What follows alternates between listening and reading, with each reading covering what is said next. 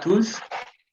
Donc, effectivement, je suis ravi de vous présenter ici quelques recherches sur les années de plomb en Italie, qui sont donc les années 70, sur lesquelles j'ai fait ma thèse de doctorat d'histoire contemporaine. Alors, je suis très content d'intervenir, en même temps, toujours un peu décevant d'être là à distance, d'être là sans être là, surtout que j'avais déjà rendu à mes enfants la mer, les crêpes bretonnes, etc. Mais tant pis. Et puis l'audio a quand même aussi un avantage, hein, celui de pouvoir toucher peut-être plus de personnes, des gens qui ne pouvaient pas se déplacer, etc. Donc, je vais vous parler effectivement, voilà, c'est casser un peu, comme l'a dit notre collègue, le cliché de la Dolce Vita italien, mais donc on va parler de terrorisme, de peur, de violence politique, mais pas seulement, hein, je vais essayer de ne pas trop vous plomber.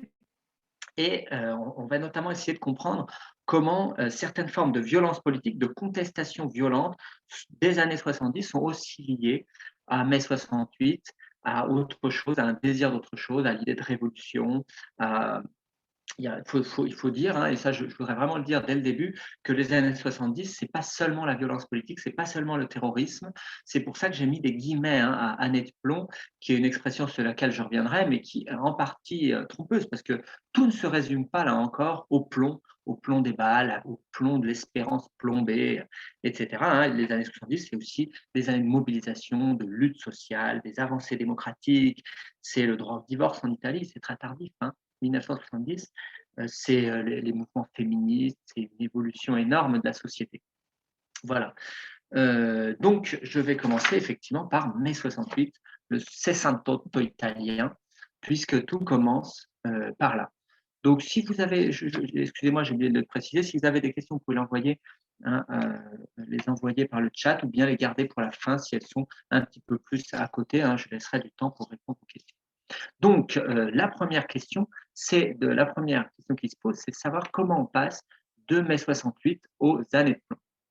Donc, tout d'abord, hein, les années 68, c'est les années de la contestation. Vous allez voir que ça a vraiment une grande, grande importance dans la gestation, la pensée de la violence. Qu'est-ce qui nous amène, qu'est-ce qui peut amener à revendiquer des actions violentes, à justifier des actions violentes, surtout dans un contexte de démocratie. Ça, c'est la première question qui vient.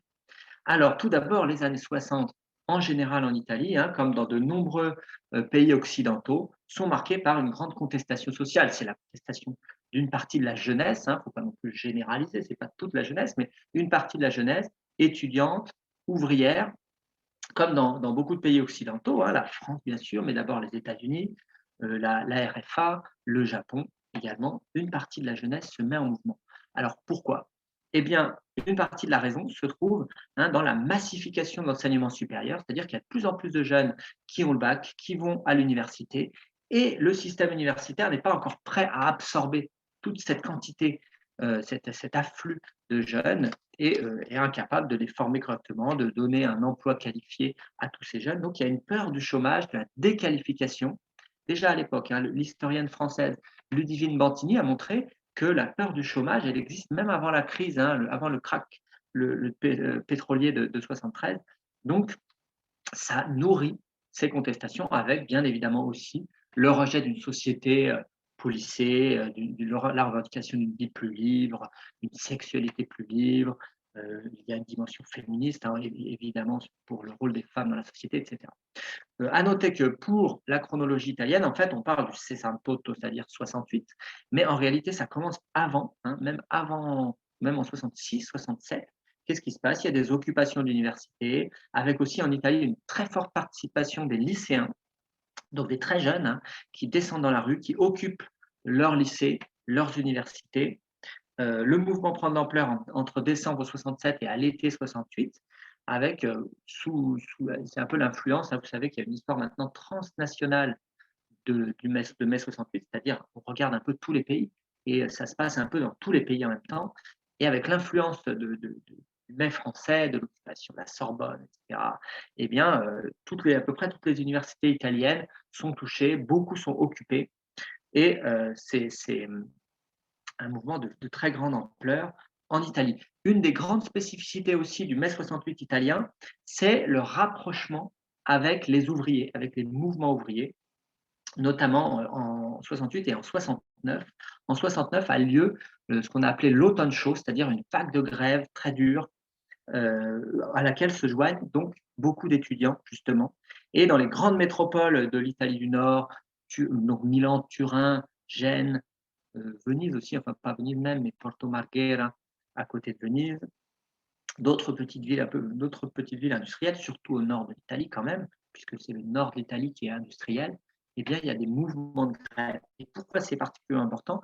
Parce que ça donne l'espoir pour des gens qui sont politisés, pour des gens qui sont des révolutionnaires, qui se pensent comme révolutionnaires.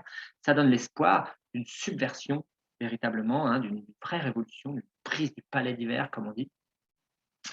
Donc, il y a un vrai espoir de révolution. Alors, tout cela ne débouche pas sur grand-chose d'autre que, en fait, des manifestations et des contestations, mais bon, les étudiants descendent vers les usines, participent au piquet de grève, c'est-à-dire, le piquet de grève, c'est quand on fait masse devant les entrées d'un lieu de travail, d'une usine notamment, on empêche ceux qui voudraient se rendre au travail par la force de s'y rendre, justement, hein, distribution de tracts, etc.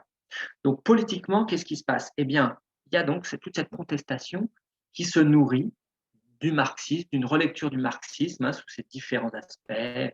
Le maoïsme est très important, le trotskisme aussi. Il se nourrit, hein, ce mouvement révolutionnaire. La révolution, c'est le maître mot de plusieurs mythes, hein, le petit livre rouge, le recueil de citations de Mao, mais aussi Che Guevara. Alors là, je vous ai donné la republication de son journal de Bolivie après sa mort, avec une préface de Fidel Castro, par Feltrinelli et Che Guevara, juste pour s'arrêter une seconde, ça a une importance pour toutes les années 70. Ça, hein. Ce n'est pas simplement une décoration, c'est qu'il acquiert, avec sa mort en octobre 67, le 9 octobre 67, il acquiert un statut d'icône. Vous savez très bien, bien évidemment, mais en Italie, c'est extrêmement intense. Et cette photo-là que vous avez sur la couverture du Diario in Bolivia, c'est une photo prise par un photographe cubain, Alberto Corda. Et l'histoire de cette photo est assez intéressante parce que c'est finalement une photo de Che Guevara qui était parmi tant d'autres, hein, que Feltrinelli, le grand éditeur italien, Gian Giacomo Feltrinelli, vous avez son nom sur la couverture, il repère la photo. Et en fait, elle avait été prise au moment du voyage de Sartre et Simone de Beauvoir à Cuba. Et vous cherchez sur Internet, hein, vous verrez la photo non recadrée, elle est ma foi assez commune. Et il a eu l'idée de génie de zoomer sur le visage de Che Guevara et d'en faire des posters à la mort du Che, justement, hein. Donc, apparemment, 1 million de posters auraient été vendus à ce moment-là. Et voilà, ça a énormément contribué à faire la publicité, à publiciser les mouvements révolutionnaires sud-américains, les mouvements de guérilla, avec l'idée donc d'un certain nombre de groupes politiques d'importer cette mobilisation, cette guérilla aux métropoles italiennes. C'est là, vous voyez, véritablement que tout commence, non pas à Che Guevara, mais au mouvement de contestation et à l'idée maîtresse de révolution. Euh, les groupes, ces groupes politiques dont je viens de parler, c'est lesquels exactement? Ce sont ceux de la gauche dite extra-parlementaire. Pourquoi extra-parlementaire? Parce qu'elle se situe hors du Parlement, il n'y a pas d'élus, bien évidemment, mais surtout parce qu'ils refusent le rôle de représentation politique du Parlement. Ils sont en dehors du Parlement parce qu'ils refusent toute la démocratie, toutes les formes de la démocratie représentative. Ils considèrent que c'est bourgeois, que c'est trompeur, que c'est de l'aliénation. Et donc, ils se trouvent à l'extérieur du Parlement, ils veulent faire la révolution. Et donc, les deux groupes les plus importants, c'est Lotta Continua, qui est surtout un groupe d'étudiants, pas seulement, hein, Potere Operaio aussi, plus marxiste-léniniste et plus intégré dans les milieux ouvriers. Mais en tout cas, il existe de très nombreux autres groupuscules, hein, souvent en désaccord d'ailleurs, et qui nourrissent des publications, des réunions. Il y a une vraie effervescence qui dure pendant toutes les années 70. Hein.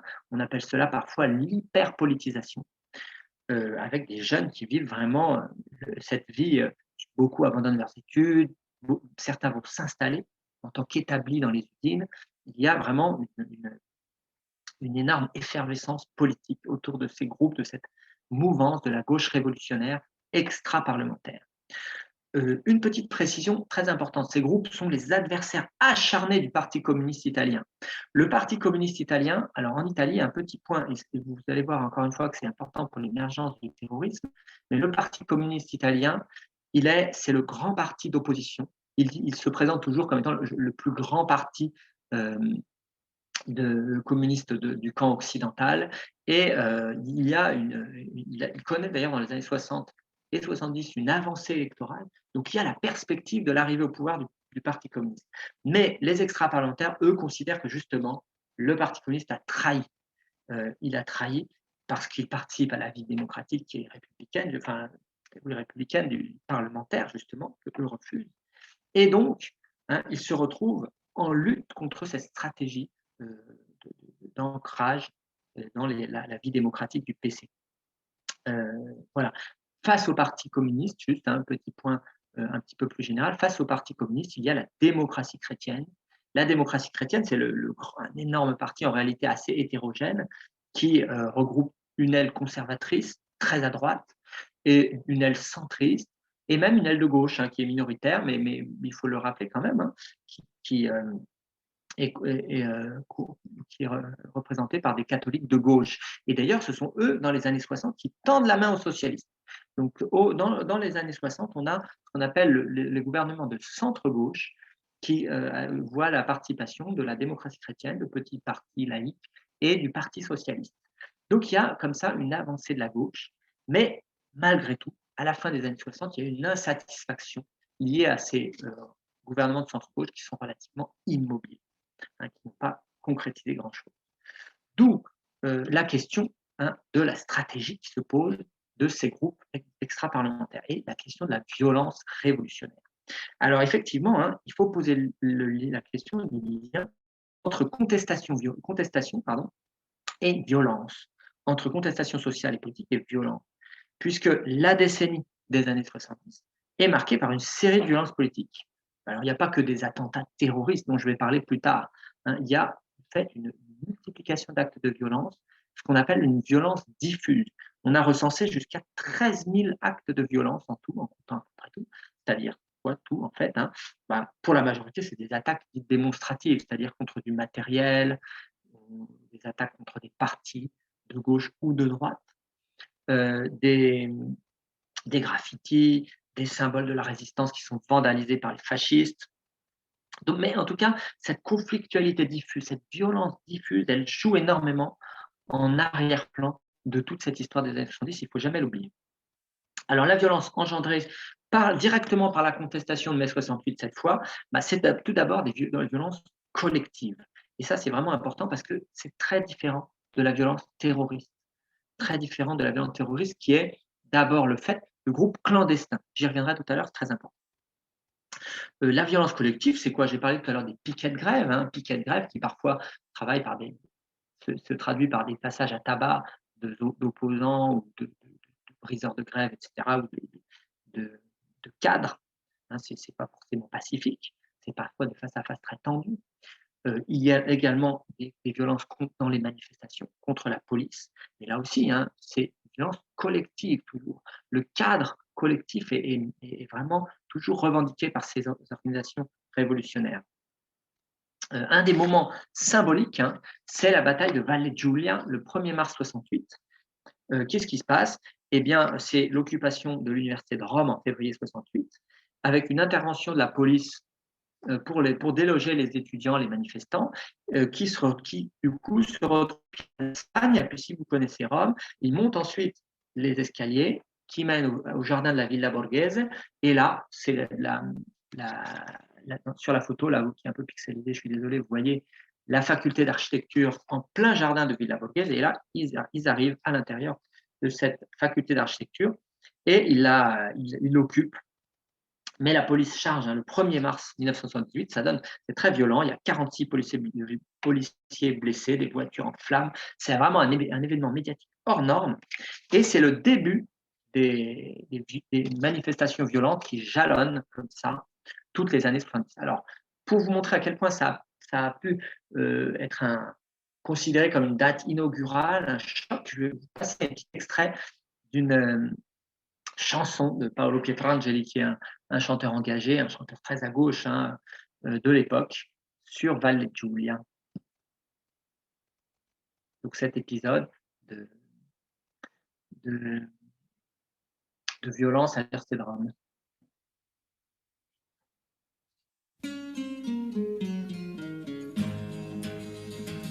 Piazza di Spagna, splendida giornata, traffico fermo, la città ingorgata, e quanta gente, quanta che ce n'era, cartelli in alto e tutti si gridava, e no alla scuola dei padroni, e via il governo di missioni, e mi guardavi tu con occhi stanchi, mentre eravamo ancora lì davanti, ma se i sorrisi tuoi sembravano spenti, c'erano cose certo più importanti, e no alla scuola dei padroni, e via il governo di missioni, 11:15 avanti architettura, non c'era ancora ragione di aver paura, ed eravamo veramente in tanti, e i poliziotti in faccia agli studenti, e no alla scuola dei padroni, e via il governo di missioni, hanno impugnato i manganelli ed han picchiato come fanno sempre loro,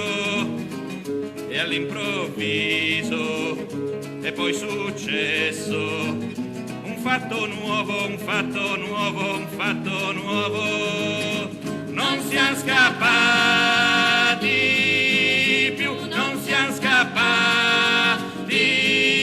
più. Alors, j'espère que vous avez tout compris. En gros, qu'est-ce qu'il dit, hein? Les policiers ont empoigné leur matraque, ils ont frappé comme ils le font toujours, mais tout à coup, il est arrivé quelque chose de nouveau, quelque chose de nouveau, quelque chose de nouveau. Nous n'avons plus fui.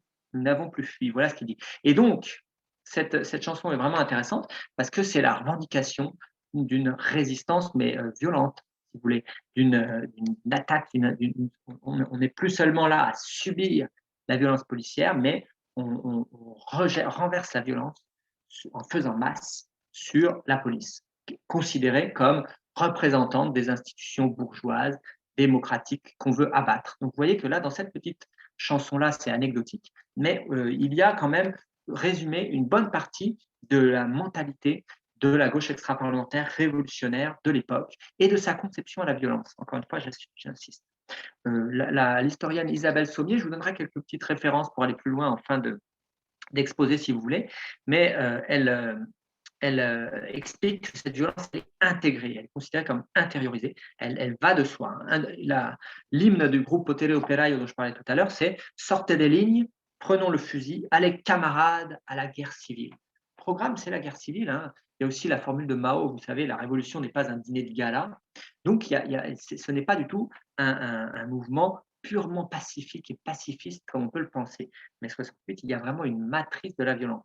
Néanmoins, la différence, le lien entre 68 et ensuite le terrorisme des années 70 n'est pas tout à fait clair parce que à la fois on ne peut pas dire que c'est sans lien. C'est ce que disent parfois certains acteurs. Hein, qui distinguent les formidables années 68 avec la joie, le féminisme, la non-violence, etc. C'est formidable. Et de l'autre côté, la violence, le terrorisme, les fusils, etc. Bon, c'est une vision caricaturale qui n'est probablement pas juste historiquement, mais en même temps, il y a aussi l'idée inverse qu'il y a une continuité directe. Et on a fait beaucoup le procès à mai 68 en Italie, en tout cas, d'avoir été les cattivi maestri, c'est-à-dire les mauvais professeurs, ceux qui ont incité à la violence, qui sont à l'origine, qui ont armé la main des terroristes, si vous voulez. Et ça aussi, c'est une question, c'est une simplification, puisque là, on n'a pas une revendication de la violence terroriste, on a une revendication de la violence révolutionnaire de masse, qui est différent. Mais néanmoins, il est bien évident que petit à petit, on a une habitude, on s'habitue à considérer la violence comme normale. Ça, c'est vraiment intéressant. Mais il faut être nuancé, hein, et c'est pourquoi, encore une fois, pour la question des années de plomb, hein, c'est en partie une expression trompeuse, comme je l'ai dit pour commencer. Et je voulais vous citer un petit commentaire de l'écrivain Henri De Luca, que vous connaissez peut-être, hein, qui a participé d'ailleurs, hein, qui était membre de Lotta Continua, avec un poste important d'ailleurs, et qui rejette l'idée des années de plomb. Il dit le plomb, ça sert à fabriquer les canalisations des toilettes, Pour moi, c'était des années de cuivre, anni di rame, parce que le cuivre conduit l'électricité avec l'idée de solidarité, de mouvement collectif, etc.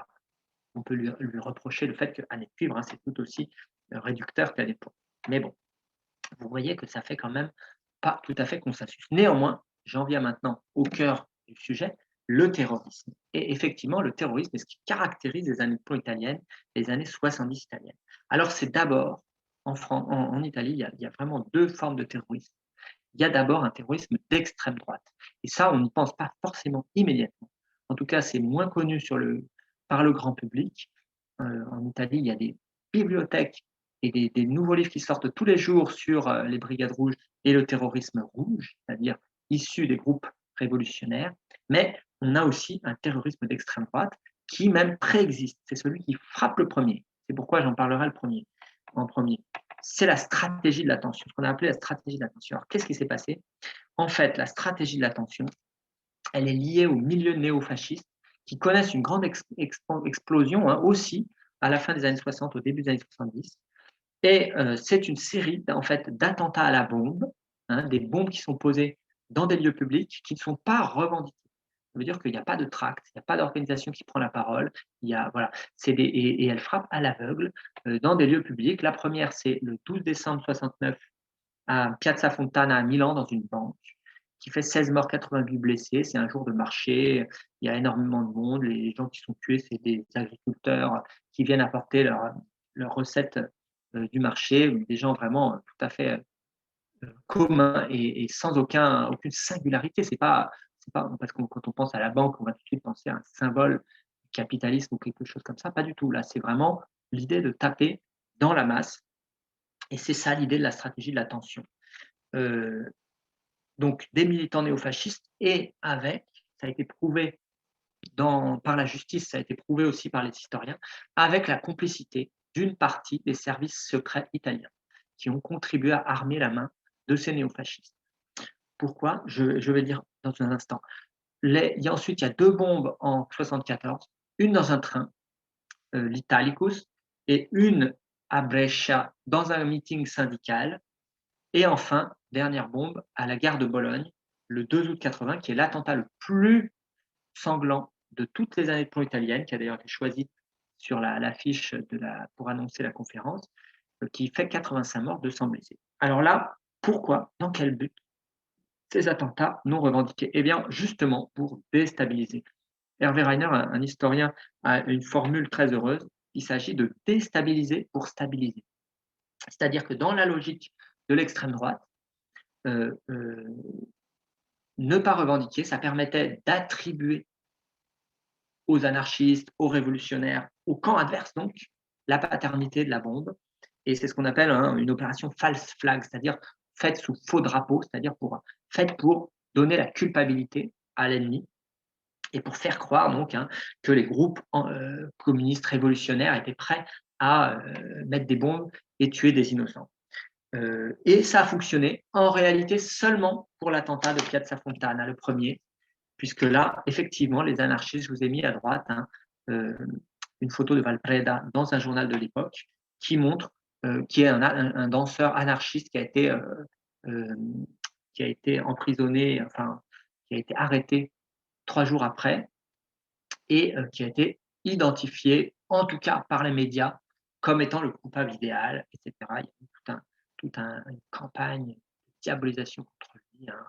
Là, par exemple, vous voyez qui est le cobra, ça veut dire qui est le cobra, c'est son surnom soi-disant. Le cobra, c'est pas un animal particulièrement sympathique. Bon, tout ça a été complètement faux, c'est une des pires erreurs judiciaires de l'histoire italienne, puisque ce malheureux Valpreda a passé des années en prison et ensuite sa réputation est complètement détruite, le pauvre, et il était entièrement innocent. En effet, la paternité donc, des néofascistes a été prouvée plusieurs fois. Mais ça n'a pas fonctionné, cette stratégie d'attention, je le vous dis tout de suite. Donc l'idée, c'était de faire attribuer aux révolutionnaires les attentats pour amener une demande d'ordre, pour amener un gouvernement, des lois répressives et un tournant répressif, peut-être une interdiction du Parti communiste. En fait, une partie des services secrets italiens, attention, il ne faut pas imaginer que c'est on le voit d'ailleurs souvent malheureusement, mais c'est une exagération. Il ne faut pas imaginer que c'est une stratégie de tout le gouvernement, que tous les démocrates chrétiens ont donné leur bénédiction pour poser des bombes. Pas du tout. Mais néanmoins, il y avait une partie des services secrets et du personnel politique qui était obsédée par la menace communiste. On est en pleine guerre froide. Et l'idée que le Parti communiste, je vous l'ai dit tout à l'heure, connaissait une avancée électorale, était peut-être aux portes du pouvoir, ça c'était vraiment inconcevable, c'était vraiment un danger qu'il fallait stopper, y compris par des attentats de ce type-là. Donc ça n'a pas fonctionné, hein, je vous le dis tout de suite, et malgré la répétition des attentats, cette stratégie-là a échoué. Mais elle a eu quand même énormément d'impact. L'impact principal, c'est qu'elle a renforcé la méfiance envers l'État pour une partie de la population, une méfiance envers l'État qui a été très rapidement accusée, effectivement, par les milieux militants. Il y a un petit livre qui paraît en 1970, au printemps 70, Strage di Stato, c'est-à-dire le massacre d'État, qui dit « ce ne sont pas les anarchistes qui ont posé cette bombe de Milan, ce sont les services secrets, c'est l'État qui a couvert cet attentat, cette horreur, etc. » Donc, ça a en quelque sorte contribué à justifier une certaine animosité envers l'État qui était déjà préexistante, certes, mais ça a justifié le fait que l'État était capable de tout, que l'État était terroriste et que donc il fallait aussi prendre les armes contre l'État. C'est donc le deuxième point. Le terrorisme dit rouge, c'est-à-dire le terrorisme des groupes clandestins qui s'inspirent du marxisme-léninisme, hein, qui sont des héritiers des groupes de la contestation de 68, beaucoup plus faible nombre. Hein. Attention, il ne faut pas imaginer que l'intégralité des gens qui sont descendus dans la rue ou qui ont chanté en chœur les chansons de Pietrangeli se sont retrouvés avec des pistolets à la main à vivre en clandestinité. Pas du tout. Les Brigades Rouges, le plus important des groupes terroristes italiens, il n'a compté qu'une poignée, bon, au maximum plusieurs centaines de militants actifs. C'est déjà beaucoup, hein, bien sûr, à son apogée, mais ce n'est pas des centaines de milliers de personnes, ni des millions de personnes, ça reste des tout petits groupes, hein, les groupes clandestins. Attention. Mais bon, ce terrorisme rouge, en tout cas, c'est lui qui a marqué le plus hein, de sa marque les années 70 italiennes, avec un terrorisme qui est très différent du terrorisme de la stratégie d'attention. Ça pose d'ailleurs question sur le terme terrorisme, hein, qui est rejeté par de nombreux spécialistes qui disent que justement, ça, c'est trop vague, c'est trop général. Pourquoi? Parce que le terrorisme rouge, c'est un terrorisme ciblé qui vise des personnes en particulier, considérées comme particulièrement responsables de l'oppression capitaliste exercée par l'État, notamment les juges, les policiers, les magistrats en général, les hommes politiques, bientôt les journalistes aussi, il y a des enseignants. Enfin bref, ils sont accusés de faire partie de blocs conservateurs qu'il faut abattre, qui est coupable. Donc, première chose à remarquer, hein, c'est que ce terrorisme rouge, il est le fait de groupes clandestins.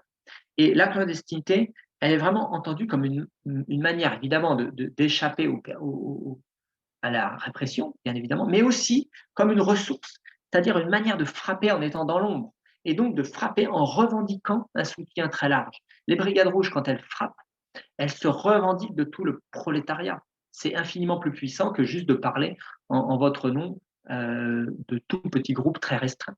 C'est la même chose hein, quand les groupes indépendantistes corses faisaient un attentat, on va dire, ils parlaient au nom de tous les Corses. Quand les islamistes font un attentat, ils parlent au nom de tous les musulmans. Et vous voyez bien que c'est abusif, bien évidemment. C'est extrêmement abusif, mais c'est un abus de langage qui est permis par ce statut de la clandestinité parce qu'on ne sait pas exactement qui vous êtes, combien vous êtes.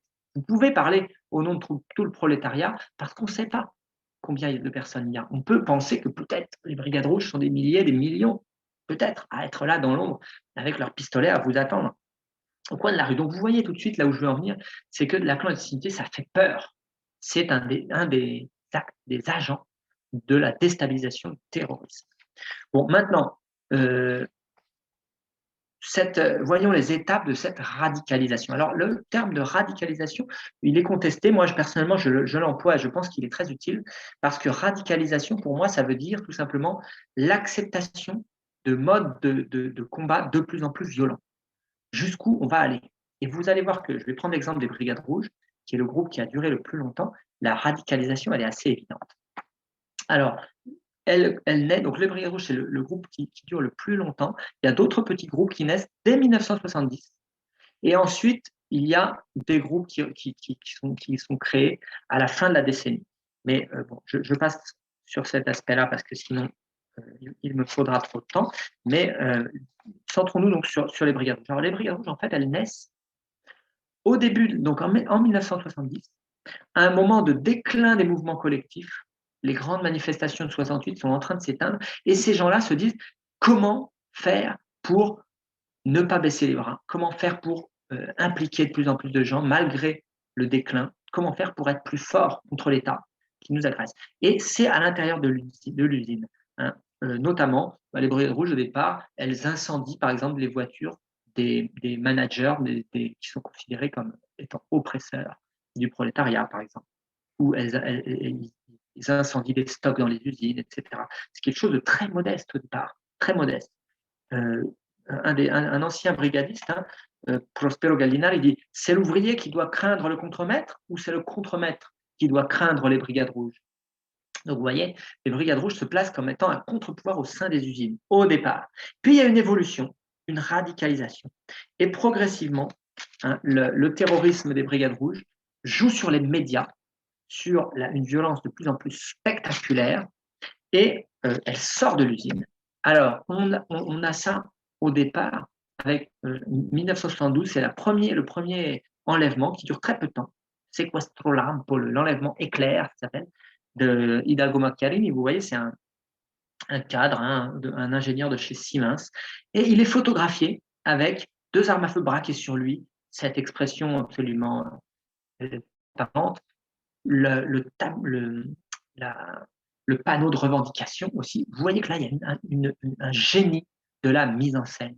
Les groupes terroristes sont des génies de la mise en scène et malheureusement, vous vous en êtes peut-être rendu compte au cours des dernières années. Mais à chaque fois, il y a une inventivité pour frapper l'imaginaire le plus largement possible.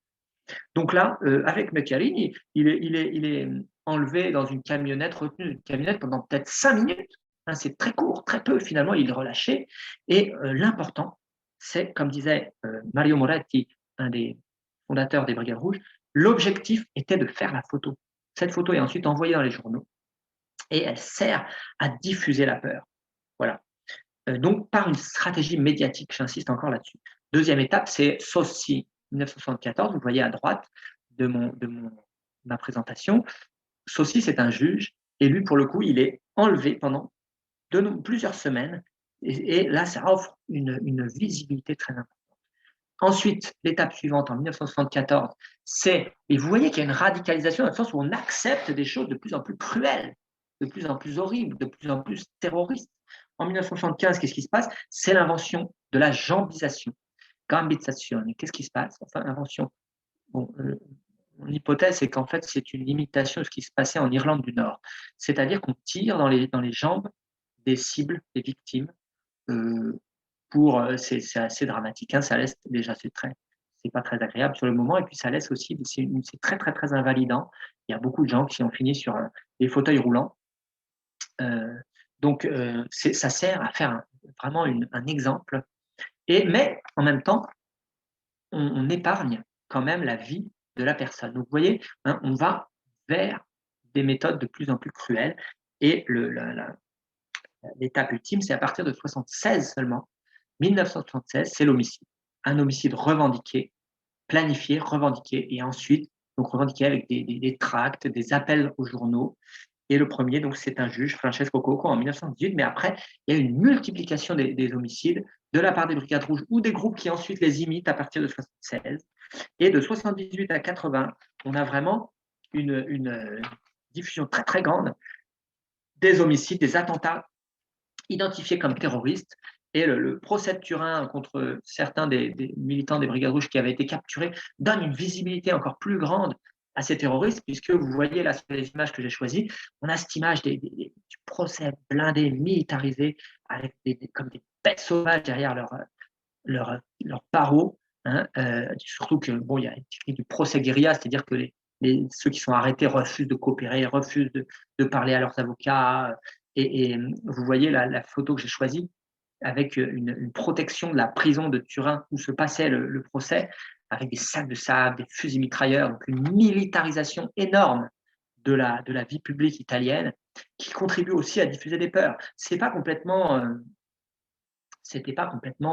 paranoïaque de la part des autorités. Il y a eu effectivement, au moment du procès de Turin, de nombreux attentats. Il y a des policiers qui ont été tués en mesure de représailles, etc. Donc les gens là, il faut imaginer les gens qui sont derrière leur sac de sable, ils ne sont pas en train de plaisanter. Hein. Ils ont sûrement aussi la peur vissée, chevillée au corps. L'acmé de ce processus de déstabilisation assez unique dans l'histoire des démocraties occidentales, il est représenté par l'enlèvement puis l'assassinat d'Aldo Moro. Aldo Moro, c'est une figure essentielle de la vie politique italienne. Donc, son enlèvement a lieu le 16 mars 1978 et c'est une figure donc clé de la vie politique italienne. Il a été ancien président du Conseil plusieurs fois, 3 ou 4 fois, énormément de fois ministre, ça ne se compte même plus. Il est donné pour être il est président de la démocratie chrétienne, le principal parti donc, politique, centre droit, on va dire, italien, et il est donné pour être le futur président de la République. À ce moment-là de l'enlèvement, il est simple député. Mais c'est comme si Nicolas Sarkozy était enlevé, si vous voulez, en termes de notoriété, c'est un coup de tonnerre absolument incroyable. Et vous voyez, donc, Aldo Moro, ici enlevé, l'enlèvement, c'est d'une brutalité sans nom, puisqu'il a quand même 5 hommes dans son escorte, garde du corps, qui sont tous assassinés sauvagement, et Aldo Moro, lui, est enlevé, il disparaît. Puis il réapparaît, mais seulement en image. Vous voyez, là encore, extraordinaire manipulation des médias. Vous voyez sur la Repubblica à droite, le Polaroid de Moro, qui est envoyé aux journaux et qui reproduit en une. Donc vous voyez là sur cet exemplaire de la Repubblica en particulier, les médias avaient émis l'hypothèse que Moro ait pu être assassiné. Et donc, les Brigades Rouges envoient une photo, un Polaroid de Moro avec la une de la Repubblica. On voit mal là sur la photo que je vous ai mise, mais c'est marqué Moro assassinato, point d'interrogation. Ça veut dire, est-ce que Moro a été assassiné, point d'interrogation. Et il tient lui-même le journal sur le Polaroid qui est ensuite reproduit sur les médias. Enfin, vous voyez la spirale complètement diabolique qui se met en scène. Et donc, qui est mise en scène. Et donc, c'est vraiment là des images en fait qui ont marqué une génération italienne parce que pendant 55 jours, on se demandait si on allait trouver des moyens policiers absolument hors normes, surtout à Rome, des hélicoptères en permanence, des blocages sur les routes. Ça aussi, ça contribue à nourrir la peur. On pourra en reparler si vous voulez, mais les mesures de sécurité entretiennent aussi la peur. Et donc, pendant 55 jours, une angoisse, tout ça se terminant par l'assassinat de Moro. Cette stratégie terroriste qui vise une violence spectaculaire, elle peut être résumée en une phrase. Mario Moretti, encore lui, a dit « Les Brigades Rouges sont une petite boutique avec une grande enseigne. » Voilà, c'est un minuscule groupe clandestin, mais avec une capacité à diffuser la peur à une échelle nationale. Alors, je voudrais parler de cette multiplication d'homicides au total sur 10 ans et tout confondu, c'est-à-dire les victimes par les groupes terroristes, mais aussi par les attentats, les agressions dans la rue, et il y en a beaucoup qui ont été le fait de néofascistes aussi. En tout, ça fait à peu près presque 400 morts, y compris aussi les victimes de la stratégie de la tension. Mais donc, je voudrais parler plus précisément de la peur et de la société italienne face au terrorisme plus précisément. Alors, la médiatisation, je pense que je vais la passer, puisque j'en ai déjà un peu parlé, mais et que je ne voudrais pas prendre trop de retard, mais je voudrais simplement vous citer cette petite citation d'Alessandro Sigli, qui est un historien qui écrit a posteriori et qui dit, vous voyez, qui critique cette médiatisation.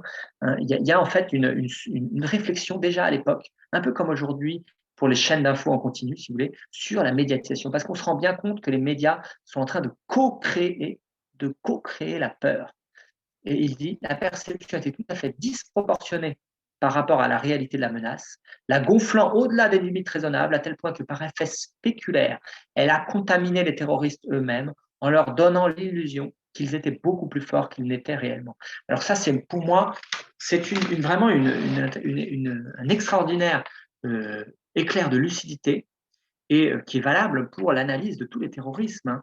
C'est-à-dire, est-ce que le fait d'avoir une couverture médiatique qui n'est pas maîtrisée, qui est complètement en roue libre, qui se laisse aller captiver par son sujet, morbide, mais quand même spectaculaire, hein, et tous ceux qui, mais nous, moi y compris, tout le monde, hein, qui participe en tant que spectateur, participe aussi à ce jeu, ce jeu pervers, à ce cercle vicieux.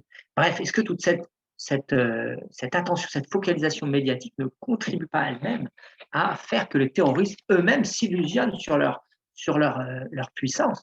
Parce que finalement, même un groupe terroriste, même déterminé, même sans aucun scrupule moral, avec toutes les capacités militaires dont il peut disposer, reste un tout petit groupe de personnes, incapables de déstabiliser, vous vous rendez bien compte, incapables de faire face aux institutions, à la police, à la justice, à l'armée, impossibilité, à aucun moment, la situation n'a dégénéré en termes de guerre civile, à aucun moment. Donc, finalement, c'était une menace. C'est jamais agréable de se dire qu'on peut être l'objet d'un attentat du jour au lendemain. Mais néanmoins, ce n'est pas ça qui fait que l'État et les institutions vont s'écrouler. Donc, vous voyez que le pouvoir du terrorisme, il est essentiellement psychologique. Il réside dans la capacité à diffuser la peur. Et c'est ce que je voudrais voir maintenant, la société italienne au rythme de la peur. La société italienne au rythme de la peur, eh bien, l'offensive terrorisme et la surenchère médiatique ont contribué à diffuser la peur, c'est-à-dire l'idée qu'on peut être victime, y compris l'homme de la rue, si vous voulez, une personne, toutes les personnes, j'ai trouvé des indices de cela, hein, notamment pendant l'enlèvement d'Aldo Moro. Alors, je vous montre que quelques indices, hein, mais pendant l'enlèvement d'Aldo Moro, il y a eu une suspicion énorme. Dans les archives de la police, on retrouve des centaines et centaines de signalements de gens qui avaient peur et qui dénonçaient leurs voisins en disant Aldo Moro est retenu dans leur appartement. Et puis non, finalement, en fait, c'est une fausse alerte. On ne l'a jamais trouvé, hein, il est resté dans sa cache pendant 55 jours. Pendant l'enlèvement d'Aldo Moro, toujours, vous voyez à gauche, hein, dans le Corriere Sera, une boutique qui vend des gilets pare-balles, hein, pour les privés, les personnes privées, et la légende dit qu'elle était en rupture de stock, malgré le prix élevé. À droite, très édifiant aussi, hein, un dessin d'enfant qui reproduit la scène des brigadistes en train d'enlever Moro. Avec, vous voyez, hein, les gardes du corps qui sont assassinés là, avec, j'insiste, tous les détails sont significatifs. Vous voyez que d'après le dessin de l'enfant, là, on voit qu'il y a du sang qui coule, etc. Et là, hein, vraiment, il y a une réflexion à mener sur l'impact de la médiatisation, y compris chez les jeunes enfants, à qui on n'a pas épargné ça. Hein, tout ça a tourné en boucle à la radio, à la télévision déjà aussi. Donc, cet impact de la violence terroriste sur les enfants, elle est très très importante, hein, parce que elle montre les effets de cette violence dans le psychisme, y compris des enfants.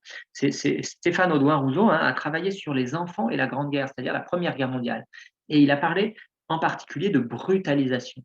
Il n'est pas le seul, mais il reprend un concept qui a été développé par d'autres, mais de brutalisation des sociétés en guerre, c'est-à-dire l'effet. Il s'est posé la question de savoir quel effet cette violence de guerre peut avoir sur tout le monde, sur le psychisme des gens. Et là, si on transpose un petit peu le concept, on voit qu'il y a une brutalisation aussi en temps de terrorisme, en temps de menace, d'urgence terroriste, qui est faite en particulier à cause de cette médiatisation non maîtrisée. Voilà, je trouvais donc une note de préfet, par exemple, qui dit en décembre 1979, la longue série d'attentats contre des hommes politiques, des magistrats, des journalistes, des syndicalistes et des représentants des forces de police a provoqué dans l'opinion publique un état de peur. La montée en puissance de la criminalité politique est telle que chaque citoyen se considère comme potentielle victime du terrorisme. Il faut faire attention à ce que disent les préfets. L'opinion publique n'est jamais un seul bloc. Il y a aussi probablement que les gens qui vivaient dans un fin fond de campagne ne se sentaient pas autant visés que les personnes qui vivaient probablement dans les grandes villes. Ça, c'est très difficile après d'aller dans le détail de ce que pensaient les gens à l'époque, hein. Il y a quand même très, très peu d'archives là-dessus. Mais on voit bien, il y a quand même des indices qui montrent que la peur s'est diffusée. Le nombre de ports d'armes, par exemple, a explosé. Le président du Lions Club, d'ailleurs, hein, qui se lamente sur la difficulté à obtenir un port d'armes, dit en 1976, cela ne compte pas que désormais chaque citoyen soit exposé au danger. Donc on est dans une situation vraiment de peur de diffusion extrême. Alors, très rapidement pour terminer, hein, se pose la question de la fin, sortir des années de plomb, la répression, et comment sortir de cette période d'urgence. Eh bien, il faut savoir que ces actes terroristes, à la fin de la décennie surtout, les homicides, hein, déclenchent une réaction de plus en plus nette de rejet du terrorisme, avec visible avec par exemple les manifestations, hein, de grandes manifestations antiterroristes. Par exemple, au lendemain de la mort de Moro, comme je vous l'ai mis là, en 78, des centaines de milliers de personnes défilent. En 79, il y a 2 autres attentats. En janvier 79, contre un ouvrier communiste, Guido Rossa, qui avait dénoncé un terroriste, un membre des Brigades Rouges dans son usine, qui est assassiné en janvier 79. Et le même mois, un juge, Alessandrini, qui était connu pour être un juge de gauche, hein, mais qui enquêtait contre les Brigades Rouges aussi, et qui est assassiné. Ces 2 assassinats-là provoquent d'énormes manifestations. Et en gros, c'est très important parce que les terroristes sont de plus en plus isolés. Il n'y a plus du tout la suspicion d'une zone grise, d'une zone de consensus, du fait que les ouvriers pourraient être tentés par rejoindre en masse les terroristes et que donc ça pourrait dégénérer en forme de guerre civile. C'est vraiment de moins en moins d'actualité. Comment la société a réagi aussi, la société et l'État ont réagi, des lois répressives, hein, des lois antiterroristes. Bon, je passe, il y en a beaucoup, mais notamment pendant l'enlèvement de Moro, en mars 78, il y a eu un premier décret-loi qui a été voté et qui crée un crime spécial, celui d'association terroriste, qui alourdit énormément les peines. En gros, dès que vous êtes convaincu, qu'on prouve que vous êtes un membre des Brigades Rouges, vous êtes jugé comme en tant que responsable de la totalité des actes de l'organisation. Alors ça, c'est un peu problématique en termes de droit, même très problématique, parce que la notion de responsabilité individuelle, elle disparaît. Et donc, les juges ont distribué des peines de prison à vie, largue à main nue, hein. C'est vrai que la répression s'est abattue extrêmement durement, répression policière, répression judiciaire. L'année d'après, en 1979, il y a une autre loi qui a aggravé encore les peines prévues pour le terrorisme et augmenté les pouvoirs de la police, hein, qui peut interroger des suspects en l'absence de leur avocat si c'est pour bande armée. Sachant qu'au cours des premiers mois de 1980 aussi, il y a eu des affaires de torture, hein, qui sont prouvées là encore, hein. C'était il y a eu des équipes spéciales de policiers qui ont été montées pour interroger les brigadistes qui étaient soustraits pendant 24 heures, 48 heures, on ne savait plus où ils étaient, et ils subissaient des formes d'interrogation assez qui étaient clairement, hein, des formes de torture.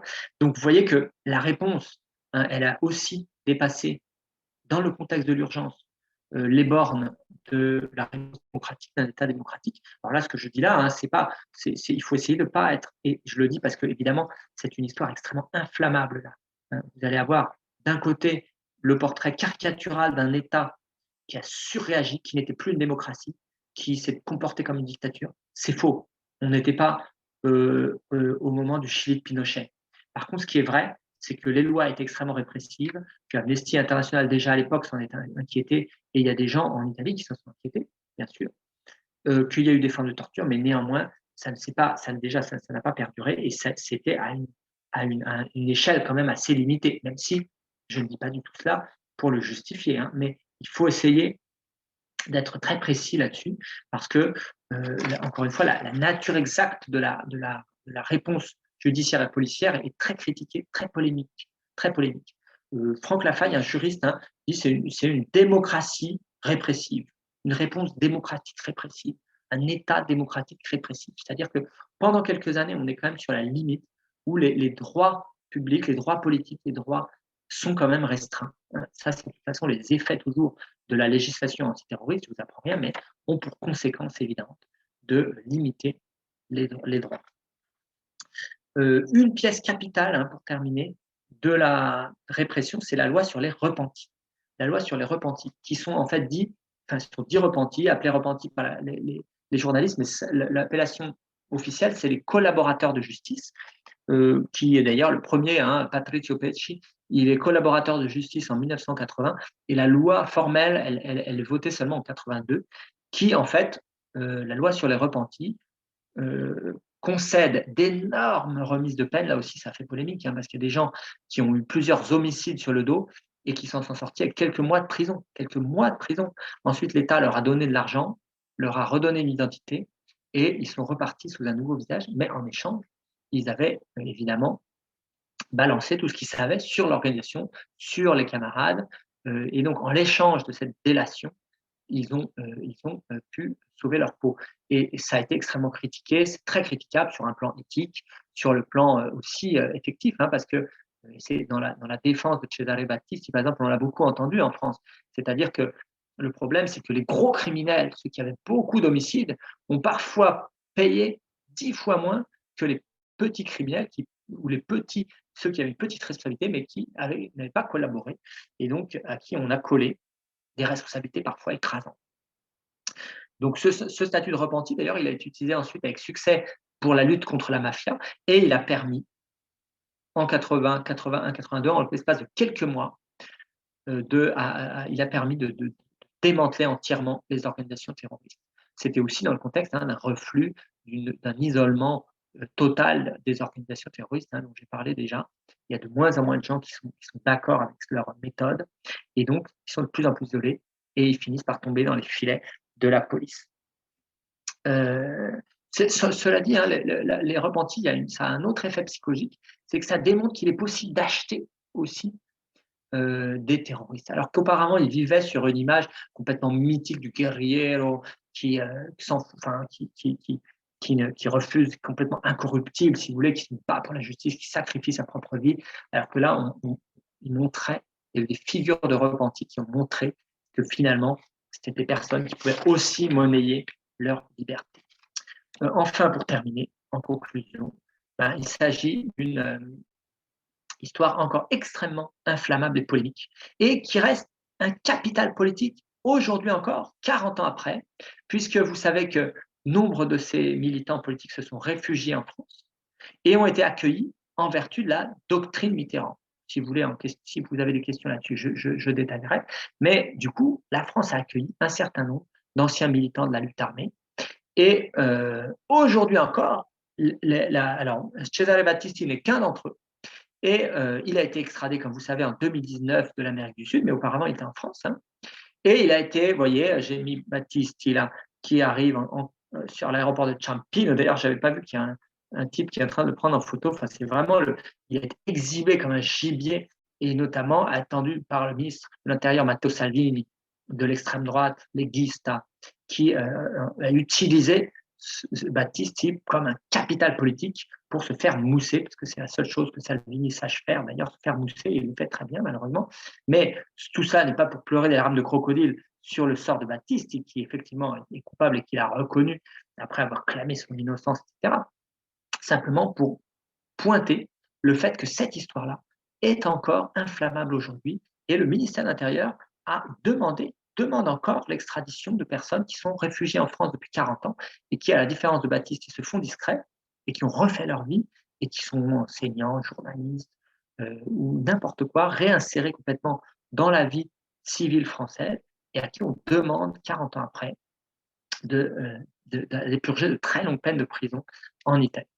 Il y a une tribune dans Le Monde qui a été parue il y a 2 jours d'un ensemble de juristes et de politiques et de journalistes et de figures de la culture en France, qui donc a rédigé une sorte de nouvelle défense de la doctrine Mitterrand. Donc, pour vous dire que cette histoire-là, loin d'être une histoire enterrée et morte, est une histoire encore vive et polémique. Voilà. Écoutez, je vous remercie pour votre attention. Si vous voulez aller plus loin, je vous ai mis 3 petites ressources, hein. J'ai essayé de synthétiser.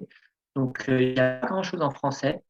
Le livre d'Isabelle Sommier, qui est ancien, mais qui est toujours très bon, La violence politique et son deuil, l'après 68 en France et en Italie. Sinon, un ouvrage qui est tiré d'un colloque récent, L'Italie des années de plomb, le terrorisme entre histoire et mémoire, qui est, très intéressant, un peu plus spécialisé. Gilles Ferragu, Histoire du terrorisme, ça pour le coup c'est, plus général, mais c'est une très bonne synthèse qui remet en contexte. Et enfin 2 documentaires dont le premier surtout est très intéressant, même s'il est assez idéologiquement orienté, mais il donne quand même beaucoup de grains à moudre. Bon, il n'y a pas encore de synthèse, en français tout à fait sur, la violence des années de plomb, mais, guettez dans les librairies parce que je suis en train de publier un ouvrage tiré de ma thèse, donc il devrait paraître dans quelques mois, on va dire 6 mois, si tout va bien. Voilà, alors je vous remercie.